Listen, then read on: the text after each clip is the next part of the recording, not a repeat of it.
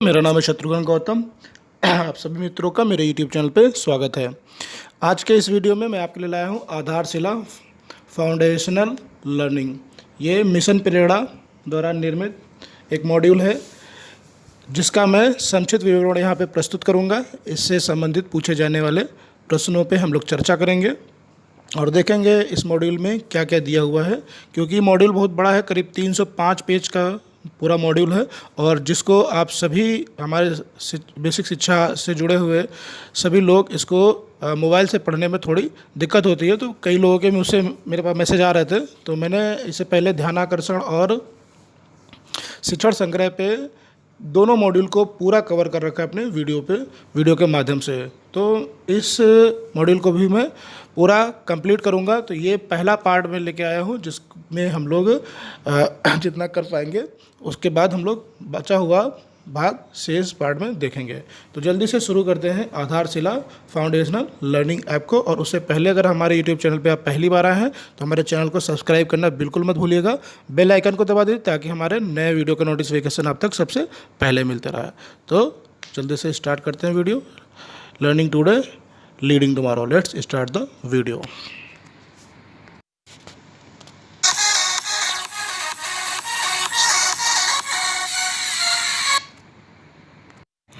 तो सबसे पहला प्रश्न आता है कि आधारशिला का कॉन्सेप्ट क्या है, इसकी आवश्यकता क्या है। तो आधारशिला की जो कॉन्सेप्ट है उसको हम लोग समझेंगे। इस हस्त पुस्तिका में कक्षा 1 और 2, तो ध्यान रखिएगा यहाँ से आपसे प्रश्न पूछा जाएगा किन बच्चों के लिए यह आधारशिला है। तो 1 और 2 के बच्चों में कौन से विषय, भाषा और गणित, 2 विषय हैं। यहाँ से भी प्रश्न आपसे पूछा जाएगा। गहरी एवं बुनियादी समझ विकसित करने के लिए जरूरी जानकारी एवं रोचक गतिविधियों का समावेश किया गया है। तो इसको आप अच्छे से समझ लीजिए, इसको चाहे तो आप नोट करके रख लीजिए कि इस हस्त पुस्तिका में कक्षा 1 और 2 के बच्चों में भाषा एवं गणित की गहरी एवं बुनियादी समझ विकसित करने के लिए जरूरी जानकारी एवं रोचक गतिविधियों का समावेश किया गया है। अब देखते हैं हम लोग इसकी विषय वस्तु यानी कि इसकी जो तालिका है, अनुक्रमणिका। तो यहाँ से एक प्रश्न बनता है जो बहुत पूछा जाता है कि आधारशिला में कितने भाग हैं। तो आपको याद रखना है आधारशिला में कुल 6 भाग हैं। पहला भाग जो है उसमें आपका दिया है फाउंडेशन लर्निंग की अवधारणा और आवश्यकता। अगला है इसका उपयोग कैसे करें, लर्निंग आउटकम का आशय वर्गीकरण, भाषा कक्षा 1 से 5 तक का आकलन हेतु लक्ष्य एवं संकेतन, गणित में कक्षा 1 से 5 तक की आकलन हेतु लक्ष्य एवं संकेतन, 50 दिवसीय फाउंडेशन लर्निंग शिविर की दैनिक समय सारणी। तो आपसे ये भी पूछा जाएगा कि फाउंडेशन लर्निंग जो शिविर है वो कितने दिवसीय है। तो इसको याद रखिएगा, ये 50 दिवसीय है। तो इस तरीके से आपका टोटल यहाँ पे ये शिविर का साप्ताहिक विभाजन भी दिया हुआ है। आधारभूत सीखना और सिद्धांत, फाउंडेशन लर्निंग और सीखना, सिखाना और गतिविधियाँ आधारित शिक्षण, प्रत्येक बच्चे का सीखना निश्चित कैसे हो। तो ये इतनी चीज़ें आपकी फर्स्ट पार्ट में दी हुई हैं। उसके बाद द्वितीय भाग में आपका दिया है प्रारंभिक स्तर पर भाषा विकास, हिंदी भाषा क्यों, क्या, क्यों, कैसे, शिक्षण, भाषा शिक्षण के लक्ष्य, लर्निंग आउटकम आधारित शिक्षण, हिंदी भाषा सुनना बोलना, हिंदी भाषा पढ़ना लिखना, हिंदी भाषा संरचना व्याकरण, कल्पना एवं सृजनात्मकता। तो दूसरा भाग से भी आपसे पूछा जा सकता है कि मान लीजिए दूसरे भाग में आपका या हिंदी भाषा क्या, क्यों, कैसे किस भाग में दिया है, या हिंदी भाषा में सुनना और बोलना किस भाग में दिया है। तो इस तरीके से आपसे प्रश्न इसमें पूछे जा सकते हैं। तीसरे भाग में आपका दिया है प्रारंभिक स्तर का गणितीय क्षमता विकास, क्या, क्यों, कैसे, इस तरीके से गणित के और सीखने सिखाने का क्रम दिया है। रटने से ज़्यादा महत्वपूर्ण समझना, सही उत्तर देना, गणित की अवधारणात्मक समझ, गणितीय दक्षता, लर्निंग आउटकम आधारित शिक्षण योजना और कैसे होगी गणित की कक्षाएं, संपूर्ण अवधारणाएं। तो भाग 3 पूरी तरह से मैथ्स के लिए है, यानी कि गणित के लिए है। तो ये आप थोड़ा सा याद रखिएगा, आपको पूछा जा सकता है जो गणितीय अवधारणाएं या जो लर्निंग आउटकम्स दिया हुआ है वो किस भाग में है। ये आपके तीसरे भाग में है। और अगला जो भाग है वो है इसमें शून्य की अवधारणा भी है, गणित की मौलिक संक्रियाएं हैं, मापन, ज्यामिति और समय कैलेंडर भी है। और चौथा भाग है जिसमें 3, 4, 5 कक्षा में भाषा, गणित एवं परिवेशी अध्ययन का इसमें समावेश किया गया है। और इसके अलावा 5वें भाग में आकलन दिया है, प्रारंभिक स्तर पर आकलन एवं मूल्यांकन की पूरी व्यवस्था दी है। और छठा भाग है परिशिष्ट। तो इसमें आपका फाउंडेशन लर्निंग, समय सारणी और शिक्षक प्रदर्शन आकलन, गणितीय कौशल का आकलन और इस तरीके से सारी चीज़ें इसमें दी हुई हैं। तो शुरू करते हैं भाग 1, फाउंडेशन लर्निंग की अवधारणा एवं आवश्यकता। क्या आपको नहीं लगता कि हमारे विद्यालय की शुरुआती कक्षाओं में बच्चों को जितना एक निश्चित समय अवधि में सीख लेना चाहिए वह नहीं सीख पाते हैं? आप सहमत होंगे कि बहुत से बच्चे हैं जो कुछ कुछ सीखने की ओर बढ़ पा रहे हैं। बच्चों की ना सीख पाने की यह कमजोरी उन्हीं आगे की कक्षाओं में और अधिक कठिनाई ला सकती है। जैसे जैसे कक्षाएं आगे बढ़ती जाती हैं, विषय वस्तु का विस्तार और उसकी गुणता की उनके लिए समस्या बनती चली जाती है। और हम गहराई से विचार करते हैं तो पाते हैं कि बच्चों की शुरुआती तैयारी ठीक तरह से न होने के कारण विभिन्न विषयों का सीखना ध्रुव हो जाता है। इसलिए प्रारंभिक कक्षाओं में बच्चों को निम्नलिखित प्रकार से मौके मिलने चाहिए। किस तरह के मौके मिलने चाहिए? एक तो सुनने और बोलने का मौका, क्रियाशीलता, रचनात्मक क्रियाशीलता, अपनी बात को अपनी भाषा में कहने, चीज़ों को अपनी रुचि और पसंद के अनुसार कहना, समूह में बोलने और खेलने के मौके। इस तरीके से आप 2 विकल्प के क्षेत्र में वर्गीकृत कर सकते हैं, एक तो भाषा और दूसरा गणित। तो यहाँ पे भाषा और गणित हमें बच्चों की जो लर्निंग आउटकम है, उनकी अवधारणाएं, उनके कॉन्सेप्ट, उनको क्या, क्यों, कैसे के माध्यम से सिखाना है। अब बात करते हैं भाषा विकास। तो सामान्य रूप से हम भाषा विकास की दृष्टि से भाषा की दक्षताओं के विकास की बात करते हैं, जो निम्न रूप से होता है, जिसमें सबसे पहला होता है सुनना, फिर बोलना और पढ़ना और लिखना, जिसको हम लोग बोलते हैं सुबोपली। आपने ये कक्षा छोटे बच्चों में सुबोपली का एक सूत्र भी पढ़ा होगा या आपने सुना होगा। सुबोपली ट्रेनिंग में भी बार बार ये हम लोगों को बताया जाता है कि पहले बच्चों को सुनाना चाहिए, फिर उनको बोलवाना चाहिए, फिर उनको पढ़ाना चाहिए और बाद में लिखाना चाहिए। जबकि आप लोग जानते हैं अपने विभाग में इस तरह से पहले ये उल्टा होता था, बच्चों को काम दे दिया जाता है, बोर्ड पर लिख दिया जाता है, बच्चे लिखे। तो ऐसा नहीं होना चाहिए कि बच्चों को पहले सुनाएं, फिर बुलाएं, फिर पढ़ाएं और फिर लिखाएं अंत में।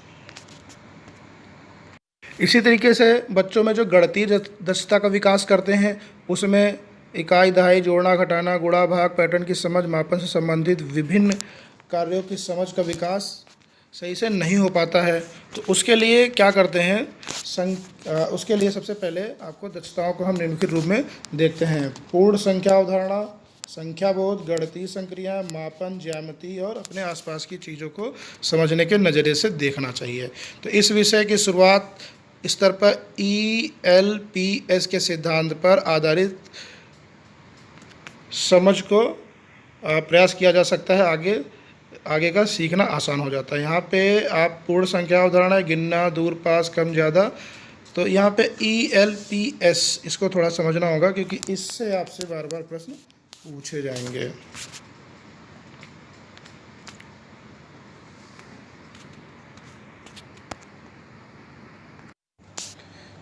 ELPS की जो फुल फॉर्म होती है, जिसको हम लोग बोलते हैं एक्सपीरियंस, लैंग्वेज, पिक्चर, सिंबल, यानी कि अनुभव, भाषा, चित्र और प्रतीक, जिसका उपयोग हम लोग गणित में करते हैं।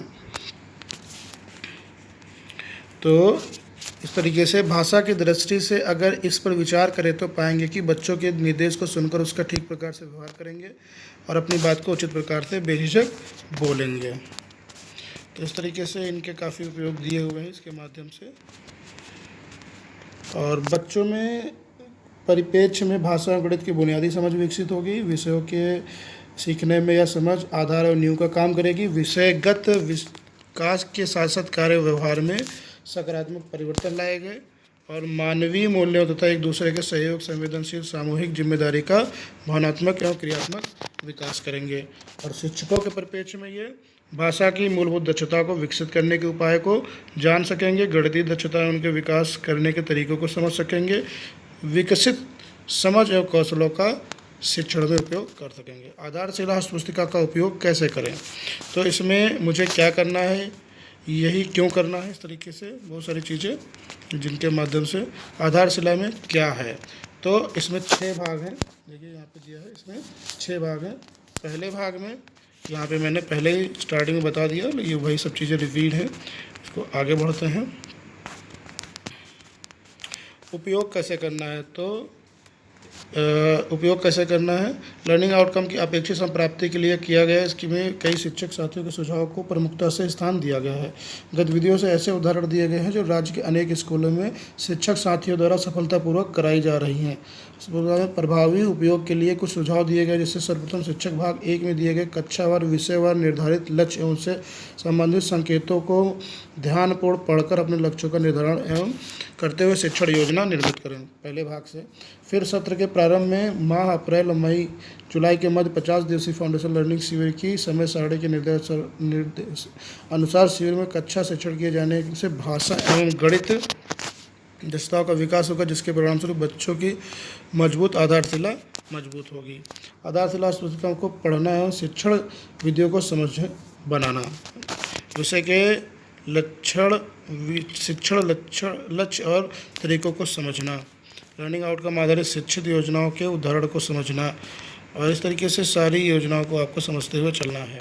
अब हम लोग बात करते हैं आधारशिला, ध्यानाकर्षण और शिक्षण संग्रह सभी हस्तपुस्तिकाओं को परस्पर एक दूसरे की पूरक है। आधारशिला में आपका क्या दिया है, इरैक, ये बहुत इंपॉर्टेंट है। कहीं कहीं पे तो इससे 4-5 प्रश्न पूछे गए हैं, ध्यान रखिएगा। इसमें अनुभव, चिंतन, अनुप्रयोग और निष्कर्ष, जिसको हम लोग कहते हैं एक्सपीरियंस, रुमिनेशन, एप्लीकेशन एंड कंक्लूजन। तो इरैक बहुत इंपॉर्टेंट है। इरैक का सिद्धांत आपका आधारशिला में दिया हुआ है, और इस कहीं कहीं तो इससे पेज नंबर भी पूछा गया कि इरैक का सिद्धांत किस पेज पे दिया हुआ है। तो इसको जब हम लोग पढ़ेंगे तो बहुत विस्तार से इसको समझेंगे। और इसमें इस सिद्धांत को बच्चों के सीखने की प्रक्रिया को केंद्रित किया गया है। वहीं ध्यानाकर्षण में आपका क्या दिया था, अधिगम चक्र दिया था। तो लर्निंग, टीचिंग लर्निंग साइकिल दिया था, जिसमें इंट्रोडक्शन होता था, फिर प्रैक्टिस होती थी और उसके बाद असेसमेंट होता था।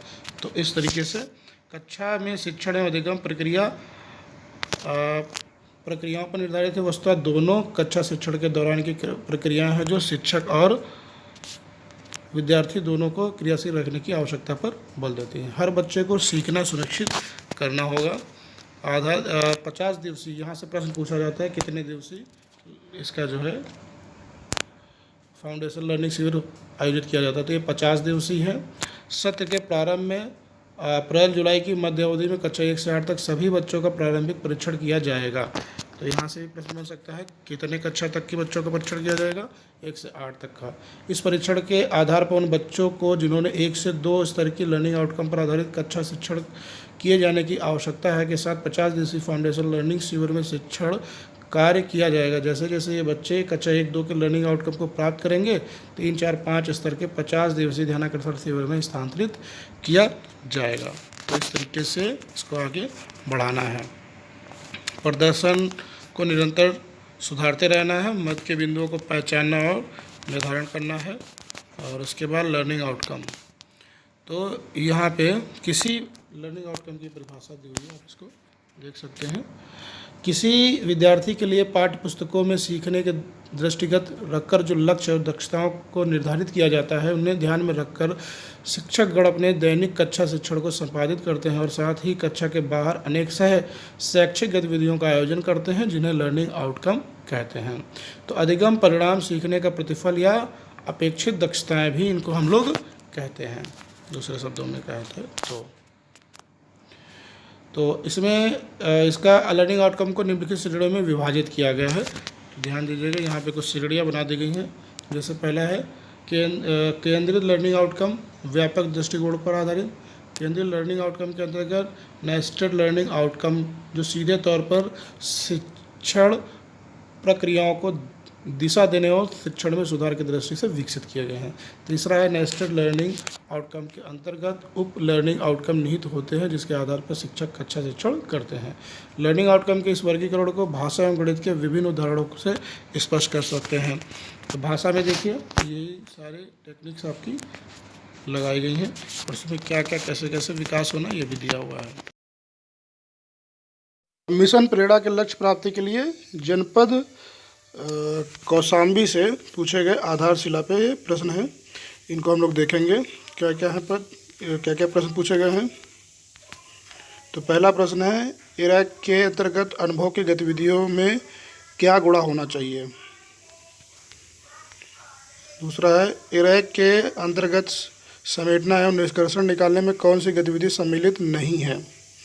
इनके ऑप्शन है, इरैक के अंतर्गत अनुप्रयोग में कौन सी गतिविधि आवश्यक है। इरैक काफ़ी इम्पोर्टेंट है। खुले छोर वाले प्रश्नों की विशेषता होती है। मौखिक अभिव्यक्ति बोलने में सम्मिलित होता है। परिवेशी अध्ययन के बुनियादी कौशल हैं, परिवेशी अध्ययन के लिए जरूरी नहीं है। सामान्य शिक्षण विधि के सूचक हैं। शिक्षण योजना में विशेष ध्यान देना चाहिए। तो ये इनके ऑप्शन है, बहुत सारे ऑप्शन दे रखे हैं। और इरैक से क्या तात्पर्य है, केंद्रीय आउटकम क्या है, नेस्टेड आउटकम से क्या आशय है, लर्निंग गैप को कैसे पता करेंगे, लर्निंग आउटकम क्या है, गतिविधि आधारित शिक्षण क्या हो सकता है, ELPS से क्या आशय है, गतिविधियाँ कितने प्रकार की होती हैं, कक्षा 1-2 के लिए दैनिक समय सारणी क्या है, आधारशिला का भाग 3 किस विषय से संबंधित है, मेरे स्वयं की शिक्षण संदर्शिका होनी आवश्यक है। तो इस तरीके से यहाँ पे इतने प्रश्न दिए हुए हैं, ये आधारशिला से सारे संबंधित हैं, इनको आप नोट कर लीजिए। चलिए फिर देखते हैं इन प्रश्नों के उत्तर। इरैक के अंतर्गत अनुभव की गतिविधि में क्या गुण होना चाहिए। पहला ऑप्शन है रोचकता, चुनौती, सबकी सहभागिता, ये सभी। तो इस प्रश्न का जो उत्तर होगा वो होगा ये सभी, यानी कि इसके सभी ऑप्शन सही हैं। दूसरा प्रश्न है, इरैक के अंतर्गत समेटना एवं निष्कर्षण निकालने में कौन सी गतिविधि सम्मिलित नहीं है। तो कौन सी गतिविधि सम्मिलित नहीं है। ऑप्शन है पूरी प्रक्रिया को दोहराना, श्यामपट्ट लेखन, लर्निंग आउट तक पहुंचना, शिक्षक द्वारा स्पष्टीकरण। तो इन चारों प्रक्रियाओं में कौन सी नहीं निष्कर्ष के दौरान कही जाती है, तो वो है श्यामपट्ट लेखन। यानी कि जब हम पढ़ा देते हैं उसके बाद जो निष्कर्ष निकाल लेते हैं तो उसमें श्यामपट्ट लेखन नहीं होता है, पूरी प्रक्रिया को दोहराते हैं, लर्निंग आउटकम तक पहुंचते हैं और शिक्षक द्वारा स्पष्टीकरण भी दिया जाता है। तो इसका यहाँ पे सही उत्तर है श्यामपट्ट लेखन। तीसरा प्रश्न है, इरैक के अंतर्गत अनुप्रयोग में कौन सी गतिविधि आवश्यक है। स्वयं करके, मौके होना, साथियों के साथ मिलकर करना, शिक्षक का स्पष्टीकरण। और ऑप्शन है 1 और 2। तो इरैक के अंतर्गत अनुप्रयोग में बच्चों को स्वयं के मौके देना चाहिए और साथियों के साथ मिलकर काम करना चाहिए, यानी कि 1 और 2 इसके दोनों ऑप्शन सही हैं। चौथा प्रश्न है, खुले छोर वाले प्रश्नों की विशेषता होती है। कौन, कहाँ वाले प्रश्न, क्यों, कैसे, अगर आधारित प्रश्न, हाँ नहीं वाले प्रश्न, ये सभी। तो इसका उत्तर है ये सभी। पांचवा प्रश्न है, मौखिक अभिव्यक्ति बोलना में सम्मिलित है। सोचने के लिए बातचीत, सुनी गई बातों पर अपनी अनुक्रिया देना, अपने अवलोकन को समझना, ये सभी। तो इसका जो सही उत्तर है वो चौथा है, ये सभी। छठा प्रश्न है, परिवेशी अध्ययन के बुनियादी कौशल हैं। पहला ऑप्शन है परिवेश की अवलोकन आधारित जानकारी को समझना। दूसरा है घर और पड़ोस के प्राकृतिक, भौतिक एवं सामाजिक अंतर संबंध खोजना। तीसरा है समय, समाज, भूगोल एवं संस्कृति में तर्क संगत परिवर्तनों से परिचित होना। अगला है सामाजिक, शासकीय एवं राजनीतिक व्यवस्थाओं से परिचित होना। और अंत में है ये सभी। तो इसका जो सही उत्तर है वो आखिरी है, ये सभी। सातवां प्रश्न है, परिवेशी अध्ययन के लिए जरूरी नहीं है, क्यों और कैसे जैसे जिज्ञासापूर्ण प्रश्नों को पूछना। पहला ऑप्शन हो गया। दूसरा ऑप्शन है शिक्षक द्वारा अपने विचार थोपना। तीसरा ऑप्शन है बच्चों के अनुभवों को कक्षा में स्थान। और चौथा, सही जवाब पर जोर देने के बजाय उसे अपनी समझ के अनुसार बोलने के मौके देना। तो इसमें जो ज़रूरी नहीं है वो है शिक्षक द्वारा अपने विचार थोपना, ये ज़रूरी नहीं है। सामान्य शिक्षण विधि के सूचक हैं। प्रश्न 8, पहला ऑप्शन है सहज संबंध एवं आकर्षण माहौल, दूसरा है गतिविधि आधारित शिक्षण, तीसरा है सीखना सुनिश्चित करने की पहल, और चौथा है ये सभी। तो इसका जो उत्तर होगा वो आखिरी होगा ये सभी। अगला प्रश्न है प्रश्न 9, शिक्षण योजना में विशेष ध्यान देना चाहिए।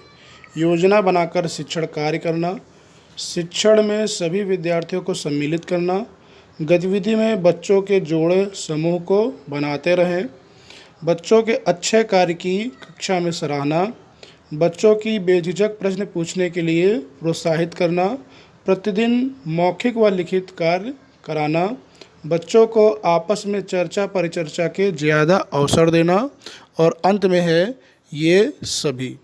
तो इस प्रश्न का जो उत्तर है वो होगा ये सभी। प्रश्न 10, इरैक से संबंध है, ERAC से संबंध है, अनुभव, अनुभव चिंतन अनुप्रयोग, और आखिरी है अनुभव चिंतन अनुप्रयोग एवं समीकरण। तो इसका जो सही उत्तर है वो आखिरी वाला है, अनुभव चिंतन अनुप्रयोग एवं समीकरण। प्रश्न 11, केंद्रीय आउटकम क्या है। पहला ऑप्शन है बच्चे सुनकर समझते हैं, दूसरा बच्चे परिवेश को मात्रात्मक रूप से देखते हैं, तीसरा ऑप्शन है 1 व 2 दोनों, और अगला ऑप्शन है दोनों नहीं। तो इसका जो सही उत्तर है वो तीसरा है 1 व 2 दोनों। प्रश्न 12, नेस्टेड आउटकम से क्या आशय है। तो इसका पहला ऑप्शन है चित्र के वर्णन में संख्या प्रयोग करते हैं, कविता हाव भाव से सुनते हैं, दोनों नहीं, और अंत में है 1 व 2 दोनों। तो इसका जो सही उत्तर है वो 1 व 2 दोनों सही है। प्रश्न 13 है लर्निंग गैप, अधिगम स्तर के अंतर को कैसे पता करेंगे। तो इसके ऑप्शन है पहला विषयवार जांच प्रपत्र बनाकर, दूसरा है आकलन से, तीसरा ऑप्शन है मौखिक परीक्षण से, और चौथा ऑप्शन है शिक्षण योजना बनाकर। तो इसका जो सही उत्तर है वो पहला ऑप्शन है विषयवार जांच प्रपत्र बनाकर। अगला प्रश्न है प्रश्न 15, गतिविधि आधारित शिक्षण क्या हो सकता है। पहला है उछल कूद करना, रटवाना, गाना, और चौथा ऑप्शन है इरैक पद्धति से सिखाना।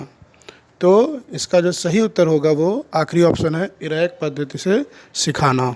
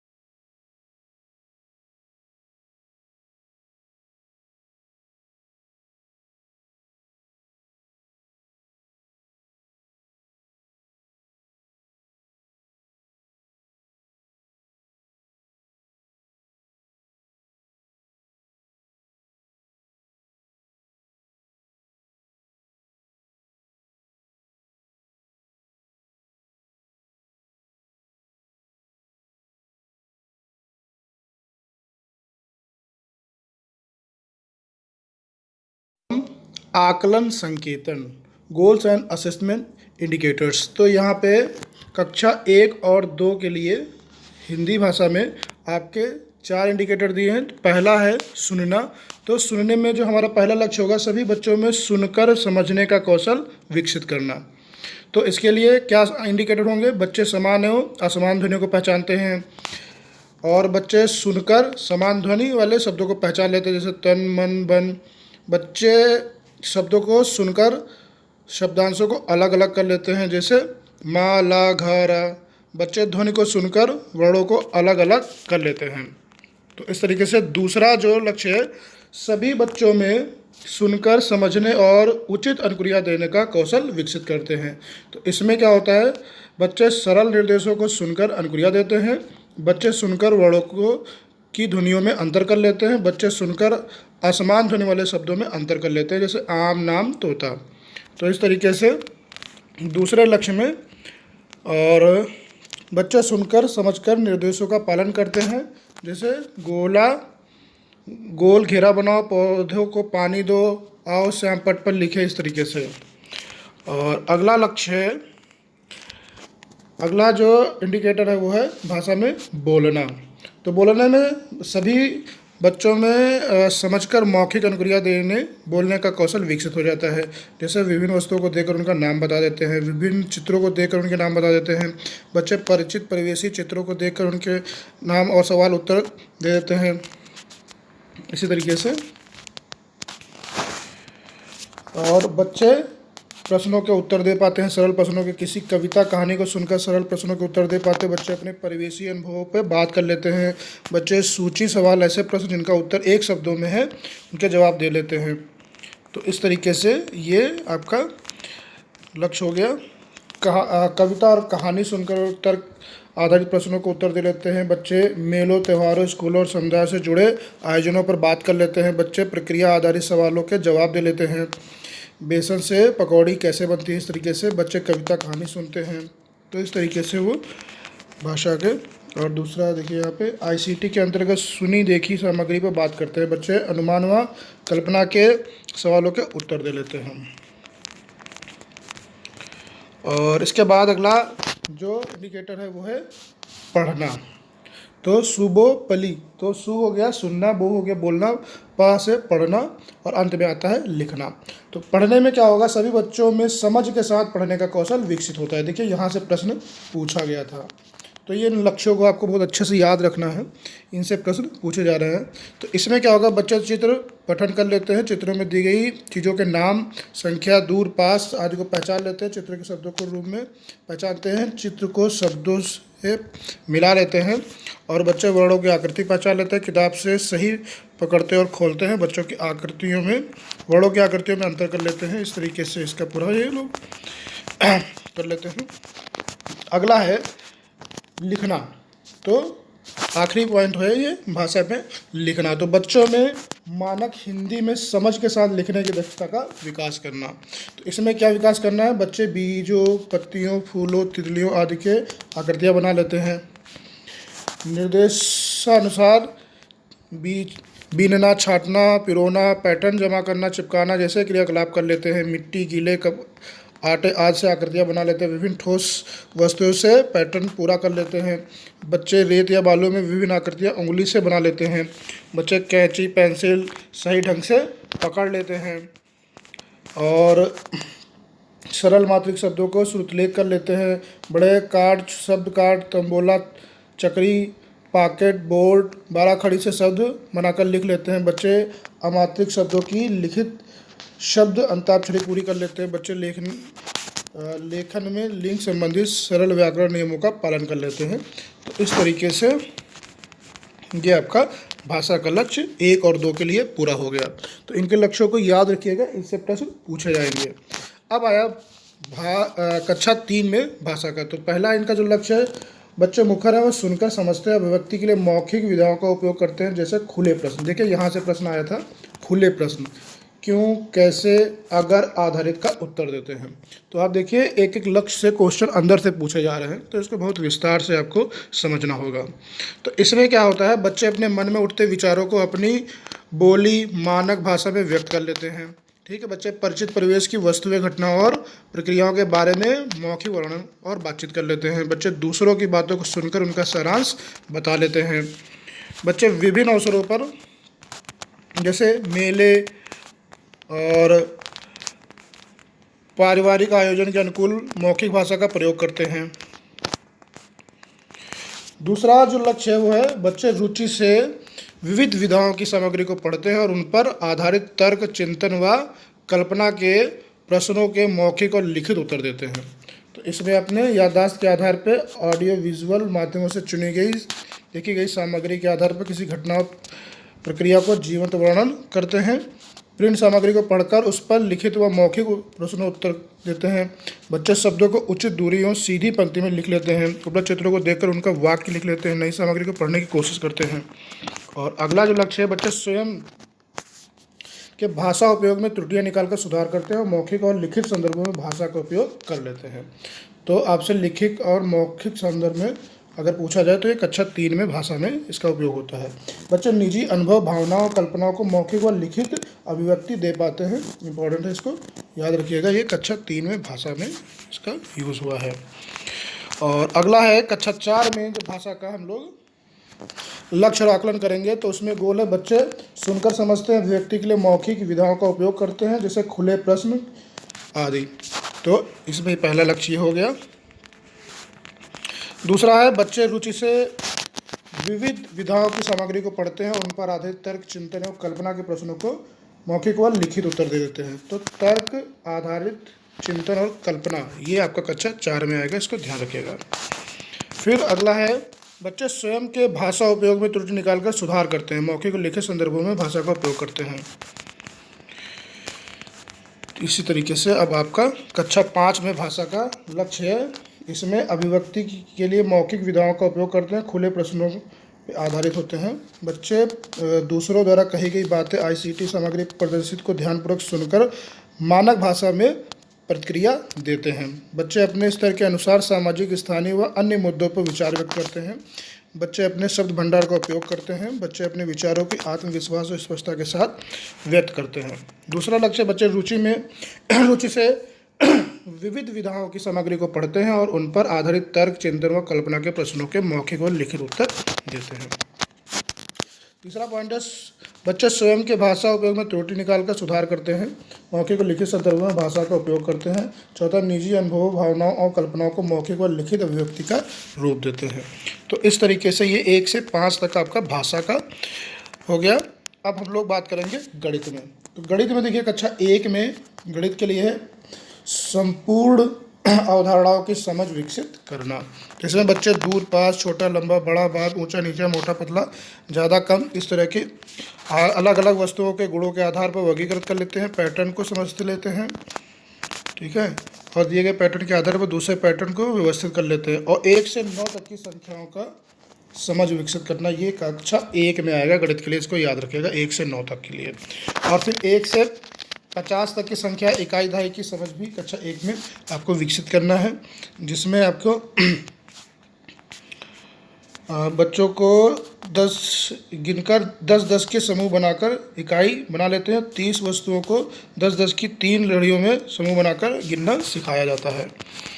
इसके बाद कक्षा इसी में 1 से 99 तक की संख्याओं की समझ विकसित करना है और 1 अंकी संख्याओं को जोड़ की समझ विकसित करना है। 1 अंक की संख्याओं को जोड़ और 1 अंकी घटाओ और शून्य की अवधारणा की समझ विकसित करना। तो ये कक्षा 1 के बच्चों के लिए 1 अंकी जोड़, 1 अंकी घटाओ और शून्य की अवधारणा और 1 से 99 तक की संख्याओं की समझ विकसित करना है।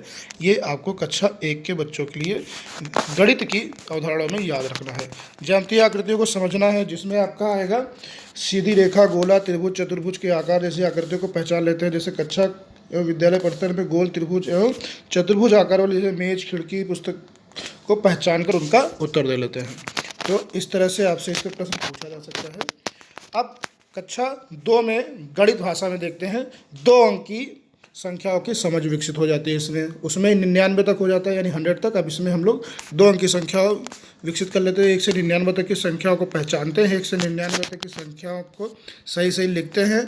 2 अंकों की संख्या में इकाई दहाई को पहचानते हैं। 2 अंकों की संख्या में अंकों का स्थानीय मान निकाल लेते हैं, जैसे 73 में 3 इकाई और 7 दहाई स्थानीय मान निकाल लेते हैं। तो इस तरीके से अगला इसका जो लक्ष्य है वो है 3 अंक की संख्याओं को समझ विकसित कर लेते हैं, यानी कि 100 और 999 की संख्याओं को ये लोग पहचान लेते हैं। और उसके बाद बच्चों में 2 अंकों की संख्याओं का बिना हासिल का जोड़, तो ये कक्षा 2 में रहेगा, बिना हासिल का 2 अंकों का जोड़, इसको याद रखिएगा। फिर आता है बच्चों में 2 अंकों की संख्याओं का हासिल के साथ जोड़ लेने की समझ क्षमता विकसित कर इसका योग 99 से अधिक ना हो। तो ये 2 अंकों का जोड़ इस तरीके से करना सीख लेते हैं। और बच्चों में 2 अंकों की संख्या को बिना उधार लिए घटाया देने की समझ विकसित करते हैं, यानी कि बिना हासिल वाले घटाव भी कर लेते हैं। इसी तरीके से बच्चों में 2 अंकों की संख्याओं का उधार लेना घटाना भी विकसित किया जाता है। बच्चों में 1 अंक की संख्याओं का गुणा और 2 अंकों की संख्या में 1 अंक की संख्या के साथ भाग करना, इतना इसमें गुणा और भाग विकसित किया जाता है। और सभी बच्चों में विभिन्न ज्यामितीय आकृतियाँ, अब ज्यामितीय आकृतियों में आपका गिलास, जग, मापन, विभिन्न आकृतियाँ जैसे रेखा, त्रिभुज, चतुर्भुज आदि को बना लेते हैं। तो ये आपका कक्षा 2 तक का गणित का हो गया। 3 में देखिए 3 अंक की संख्या 1 से 999 तक की समझ विकसित कर लेते हैं बच्चे। इसमें 999 तक की संख्या को पहचानते हैं, सही से पढ़ लेते हैं, इकाई दहाई सैकड़ा उनको अलग अलग समझ लेते हैं और घटते और बढ़ते क्रम में लिख लेते हैं। दूसरा गुण है 4 अंक की संख्याओं की समझ विकसित कर लेते हैं, 1 से 9999 तक की। 3 अंकों की संख्याओं के जोड़ एवं घटाने की समझ एवं दक्षता इसमें विकसित कर लेते हैं। तो बच्चे 3 अंकों की संख्याओं के हासिल से जोड़ लेते हैं, 3 अंकों की संख्याओं के उधार लेते हुए घटा लेते हैं। और इसके बाद हम लोग बात करेंगे अगला चौथा लक्ष्य इसका 2 और 3 अंकों की संख्याओं में 1 अंक की संख्या से गुणा और भाग की समझ विकसित कर लेते हैं। तो इसको आप 10 तक की पहाड़ा बच्चे याद कर लेते हैं, 10 तक का गुणा कर लेते हैं और इनका गुणनफल 999 तक हो, इतने तक की वो गुणा कर लेते हैं। और अगला है यहाँ से प्रश्न पूछा गया, याद रखिएगा। बच्चों में मुद्रा, लंबाई, भार और समय और धारिता की समझ विकसित करने और दिए गए संदर्भों में उपयोग कर दक्षता विकसित कर लेते हैं। जैसे मीटर और सेंटीमीटर बना लेते हैं बच्चे, लंबाई के 1 से इकाई से अधिक जोड़ और घटाना कर लेते हैं। बच्चे दैनिक जीवन में मुद्रा संबंधी जोड़ घटाव कर लेते हैं, यानी कि पैसे का लेन देन कर लेते हैं। अब हम लोग बात करेंगे अगले, इसमें भार इकाई किलोग्राम, मानक इकाई किलोग्राम और आपका जोड़ घटाना इनका, और आपका समय मापन घंटा, मिनट, सेकंड, ये सारा कुछ बच्चे घड़ी देख लेते हैं। यहाँ से प्रश्न पूछा गया था घड़ी से, घड़ी बच्चे किस क्लास में देख लेते हैं, तो ये आप याद रखिएगा। उसके बाद बच्चों में मूलभूत ज्यामितीय आकृति जैसे वृत्त, त्रिभुज, वर्ग, आयत की समझ विकसित हो जाती है। इसमें बच्चे समतल, गोला, त्रिभुजाकार, वर्गाकार और आयताकार वस्तु के तलों को पहचान कर उनकी विशेषता और गुणों को व्यक्त कर लेते हैं। और भिन्न की समझ विकसित करते हैं। देखिए इसको याद रखिएगा, भिन्न की समझ बच्चे किस क्लास में विकसित करते हैं। तो इसको आप भिन्न के हर और अंश को समझ लेते हैं और समान भाग में व्यक्त करते हैं। तो ये आपसे प्रश्न पूछा जा सकता है कि भिन्न की समझ बच्चों को किस क्लास में आती है। तो भिन्न की समझ बच्चों को कक्षा 3 में हो जाती है। अब आता है कक्षा 4। इसमें आपका बच्चों में 6 अंकों की संख्याओं की समझ विकसित हो जाती है। 6 अंक यानी कि बच्चे 6 अंक की संख्याओं को समझकर पढ़ लेते हैं, लिख लेते हैं, उनका विस्तार कर लेते हैं, उनका स्थानीय मान बता लेते हैं, आरोही और अवरोही क्रम लिख लेते हैं। ठीक है। और अगला गुण है, अगला लक्ष्य है बच्चों में 6 अंकों की संख्या में जोड़ और घटाना समझना और विकसित करना, यानी कि 6 अंकों का जोड़ और घटाना कर लेते हैं। ये आपसे प्रश्न पूछा जा सकता है कि बच्चे 6 अंक का जोड़ घटाना किस क्लास में कर लेते हैं। तो इसको याद रखिएगा, कक्षा 4 में ये कर लेते हैं।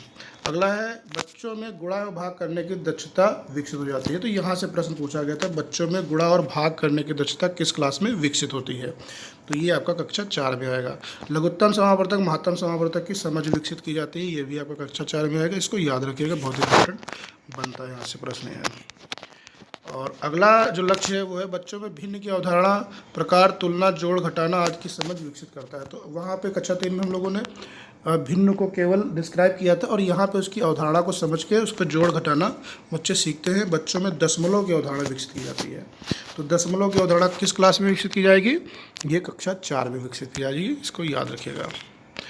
अगला है बच्चों में ज्यामितीय आकृतियों की समझ में आपका त्रिभुज, आयताकार आकृतियों का परिमाप आ गया। देखिए अभी तक हम आकृतियों को केवल पहचान करवा रहे थे, अब यहाँ पे परिमाप निकालना शुरू करेंगे। घड़ी का चित्र देखकर समय बताने का प्रयास बच्चे करते हैं। और अगला है कक्षा 5, बहुत इंपॉर्टेंट है। बच्चों में 8 या उससे अधिक अंकों की संख्याओं की समझ विकसित करते हैं। 8 अंकों को लिखते हैं, इनका इकाई दहाई मान निकाल लेते हैं, स्थानीय मान निकाल लेते हैं, उनको विस्तारित कर लेते हैं, उनका आरोही अवरोही क्रम लिख लेते हैं। और इसी तरह से बच्चों में गणितीय संक्रिया, जोड़, घटाना, गुणा, भाग की समझ एवं दक्षता विकसित हो जाती है। फिर बच्चों में भिन्न दशमलव, प्रतिशत की समझ विकसित होती है। अब देखिए प्रतिशत यहाँ पे आया है कक्षा 5 में, तो याद रखिएगा प्रतिशत की समझ बच्चों में कक्षा 5 में विकसित होती है। और बच्चों में हानि लाभ की अवधारणा, ये भी प्रश्न पूछा जा सकता है, बच्चों में हानि लाभ की अवधारणा किस क्लास में विकसित होती है? तो बच्चे हानि लाभ आपका कक्षा 5 में सीखते हैं। और ज्यामितीय आकृतियों में गणितीय पहलुओं की समझ विकसित करते हैं, जैसे परिधि, जीवा, त्रिज्या, व्यास, कोणों के प्रकार, न्यून कोण, अधिक कोण, है ना, विभिन्न प्रकार के कोणों में अंतर, त्रिभुज के अंतः कोणों का योगफल, इस तरह से। और बच्चों में समय, मुद्रा और आंकड़ों समझ में समय सारणी के अनुसार पुस्तकों को व्यवस्थित कर लेते हैं। निर्धारित समय सारणी के अनुसार अपनी दिनचर्या का पालन कर लेते हैं। बच्चे बस एवं रेल समय सारणी का उपयोग कर लेते हैं। जीवित आंकड़ों का उपयोग कर लेते हैं। कई आंकड़ों का तुलनात्मक अध्ययन कर लेते हैं। तो इस तरीके से ये आपका कक्षा 5 तक का गणित के लक्ष्य और आकलन बिंदु हो गए। अब ये आई आपकी जो है फाउंडेशन लर्निंग शिविर की समय सारणी। यहाँ से प्रश्न पूछा गया है और क्या पूछा जा सकता है उसको देखिएगा। यहाँ से प्रश्न ये पूछा गया था कि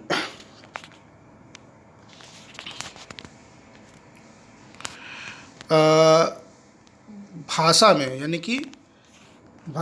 कि हिंदी या उसमें सुनने पे कितने मिनट लगना है? सुनने पे 10 मिनट लगना है, बोलने पे 35 मिनट देना है, पढ़ने पे 25 मिनट देना है और लिखने पे 20 मिनट देना है।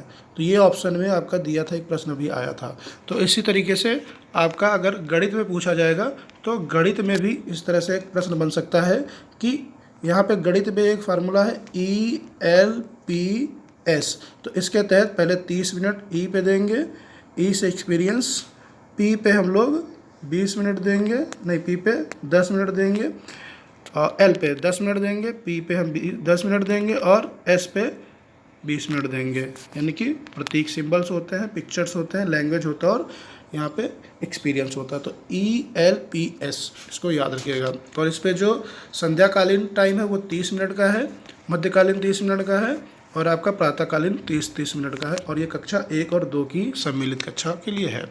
तो ये आपको इससे प्रश्न 2-3 पूछे जा सकते हैं। उसके बाद इसका जो लर्निंग फाउंडेशन की शिविर की साप्ताहिक कार्य योजना है उसको आपको देखना पड़ेगा। इसमें आपका 1 सप्ताह का जो दिया है, ठीक है, तो उसके कुछ आउटकम दिए हुए हैं यहाँ पे, ये देखिए। और उसके बाद उनके लक्ष्य क्या है ये दिए हुए हैं। जैसे प्रथम सप्ताह में बच्चे सुनकर आवश्यक अनुक्रिया करते हैं, परिचित वस्तुओं व चित्रों के नाम बताते हैं, चित्र आधारित है उस शब्द के उत्तर बताते हैं, किताबों को सही तरीके से पकड़ लेते हैं। तो इस तरीके से इनके लक्ष्य दिए हुए हैं। ये दूसरे सप्ताह का लक्ष्य दिया हुआ, बच्चे सुनकर निर्देशों का पालन करते हैं, बच्चे परिचित इसी चित्रों पर आधारित प्रश्नों के उत्तर देते हैं। इस तरीके से बच्चे लेखनपूर्ण क्रिया जैसे बीजों से पैटर्न बनाना, पिरोना, काटना आदि कर लेते हैं। तृतीय सप्ताह में बच्चे सुनी कविता कर लेते हैं, अपने परिवेशी अनुभवों को व्यक्त कर लेते हैं, वर्णों को पहचान लेते हैं, बच्चे बालू में रेखाएं उकेर लेते हैं। इस तरीके से 3 सप्ताह में। चौथे सप्ताह में बच्चे सूची सवालों के मौखिक उत्तर दे लेते हैं, सरल कविता कहानी सुन लेते हैं, बच्चों की वर्ण पहचान हो जाती है, बच्चे मात्राओं की पहचान कर लेते हैं। तो इस तरीके से ये आपका पूरा जो है 50 दिन का कार्यक्रम दिया हुआ है। तो इसके बाद आप जो है ऐसे ही आपका गणित का भी 50 दिन का कार्यक्रम दिया हुआ है। ये आपका 50 दिन का कार्यक्रम है। उसके बाद अब आधारभूत लिखना और सीखना। तो इसमें आपका जो है जो महत्वपूर्ण है वो भाषा विकास का कौशल, भाषा जो इसका विकास करना उसका जो, तो उसमें जो मुख्य मुख्य चीज़ें हैं वो हम लोग देखेंगे। आपके 5 प्रमुख केंद्रीय लर्निंग आउटकम दिए हुए हैं, इनको हम लोग देखेंगे। तो पहला है बच्चे अपने परिवेशी मात्राओं के रूप में देखकर समझने में के लिए संख्याओं का उपयोग करते हैं। बच्चे संख्याओं के बीच संबंधों को समझकर गणितीय संक्रियाओं के उपयोग को कुशल बनाते हैं। बच्चे किसी संख्या का समूह और उनके हिस्सों के रूप में देख पाते हैं और संख्या के हिस्से के साथ साथ गणितीय संक्रियाओं की समझ को व्यक्त करते हैं। बच्चे स्थान और मात्रा के विभिन्न गणितीय पहलुओं को परिवेश की जानकारी समझने और दर्शाने, उनकी कल्पनाओं को व्यक्त करने के लिए करते हैं। बच्चे मुद्रा आंकड़ों का महत्व समझते हैं, उनका उपयोग अपने जीवन में बेहतर तरीके से करते हैं। चरणबद्ध सीखने की प्रक्रिया में आपका सबसे पहले आपका एक्सपीरियंस, अनुभव आता है, जिसमें किसी रोचक चुनौतीपूर्ण क्रिया में भाग लेकर, तो यहाँ से प्रश्न पूछा गया था, याद रखिएगा। इसी तरह से रिफ्लेक्शन, जिसको आर कहते हैं, किए गए कार्यों में सोचना, विश्लेषण करना विविध प्रकार के सवाल परिस्थितियों के माध्यम से। और अगला है अनुभव, अनुप्रयोग, एप्लीकेशन, जिसमें स्वयं का अभ्यास करके विविध तरीकों से, और कंसोलिडेशन, निष्कर्ष निकालना, नतीजे निकालना है, सीखना। तो ये एक तरह से आपका ये पूरी प्रक्रिया चलती है। इसको सीखने की चक्रीय प्रक्रिया कहते हैं। चक्रीय प्रक्रिया में क्या होता है, जो लर्निंग हमारा होता है, लर्निंग में सबसे पहले हमारा क्या होता है, जैसे अनुभव करते हैं, एक्सपीरियंस, फिर रिफ्लेक्शन, फिर एप्लीकेशन, और फिर कंसोलिडेशन, और कंसोलिडेशन से फिर से एक्सपीरियंस। तो ये इस तरीके से एक पूरा सर्कल बन जाता है जो ये चलता रहता है। बच्चे और सीखना, तो इसमें कुछ स्वाभाविक गुण निहित होते हैं, जैसे सरलता और सहजता और आनंदी वातावरण से बच्चे जल्दी सीखते हैं। आपसी सहयोग, समूह के साथ कार्य, सबकी सहभागी, चुनौती और जीतने की क्षमता, इच्छा, ठोस वस्तुओं के साथ इनका अनुभव। तो इन बिंदुओं के साथ बच्चे जल्दी सीखते हैं। स्व अनुशासन एवं स्वयं के नियमों का निर्धारण, गलतियों सुधारों के मौके, अनजान एवं व्यवहारिक रूप से सीखना स्थायी होता है। चरण, तो इसमें मुख्यतः सीखने के 4 चरण दिए हुए हैं, जिसमें अनुभव है, चिंतन है, और आपका अनुप्रयोग और समेटना या निष्कर्षण। तो इससे प्रश्न पूछा गया था, समेटने में कौन सी गतिविधि, लक्षण और गुण होते हैं। तो इसमें पूरी प्रक्रिया को दोहराया जाता है, उसके बाद लर्निंग आउटकम पहुंचा जाता है, और बच्चों को या शिक्षक द्वारा स्पष्टीकरण की आवश्यकता होती है। तो इसी तरीके से आपसे अनुभव में पूछा जाता है, माहौल बनाना, आगे के काम से सुझाव की स्थिति उत्पन्न करना, क्रिया में रोचकता, चुनौतियों से सहभागिता के गुण, इससे भी प्रश्न पूछा गया था। और इसी तरीके से चिंतन में आपसे क्या पूछा जा सकता है, रचे गए अनुभवों को और गहराई में ले जाना, चिंतन को आगे ले जाना, और आने वाले सवाल। और अनुप्रयोग में स्वयं करने के मौके होना, साथियों के साथ मिलकर अनुप्रयोग के दौरान विविधता पूर्वक। तो इस तरीके से आपसे इसमें प्रश्न पूछे जा सकते हैं। यहाँ पे एक एग्जाम्पल के तहत दिया गया है कि अनुभव करना, जैसे बच्चों में रोचक और चुनौतीपूर्ण, और बच्चों को कंचे और बकरी शब्दों को मिलाते हुए 10-10 से अधिक शब्दों का वाक्य और वाक्यों को प्रस्तुत करना है। इसी तरह से चिंतन और विश्लेषण करेंगे, कौन सा वाक्य सबसे अच्छा है, वाक्य बनाते समय कैसे सोच रहे हैं, और किस वाक्य को कहने में क्या मानक है। और अनुप्रयोग यानी कि नवीन परिस्थितियों में लागू करना, अकेले या छोटे समूहों में, जैसे चश्मा और हाथी पर वाक्य, गेंद, शतरंज और लेकिन शब्द का उपयोग करते हुए 10 वाक्यों से अधिक वाक्य बनाना। इसी तरह से समेटने में दोहराना, लर्निंग आउटकम से जोड़ना। अच्छे वाक्य के गुण क्या होते हैं, ऐसे वाक्य बनाते समय क्या ध्यान रखा जाता है। अब यहाँ पे कुछ गतिविधियाँ दी हैं, गतिविधियों के प्रकार। तो सबसे पहले है मौखिक गतिविधि कराएंगे, यानी कि बच्चों को हम लोग बोलने का गुंजाइश देंगे, और शिक्षक को पहले तैयारी करनी पड़ती है। मौखिक गतिविधि 10 से 15 मिनट की कराते हैं। उसके बाद लिखित गतिविधि कराएंगे। लिखित में आप लोग चित्र, डिज़ाइन, लेखन आदि करवा सकते हैं। और उसके बाद इसमें जो आपके कई तरह के दिए हैं, जैसे सभी को चिंतन का मौका दें, सभी को स्वयं व छोटे समूह में निर्देश समझाकर काम दें। बच्चे एक दूसरे का सहयोग करते हैं, बच्चों को खुद करने का अधिक मौका दें। इसी तरह से सामग्री आधारित गतिविधियाँ,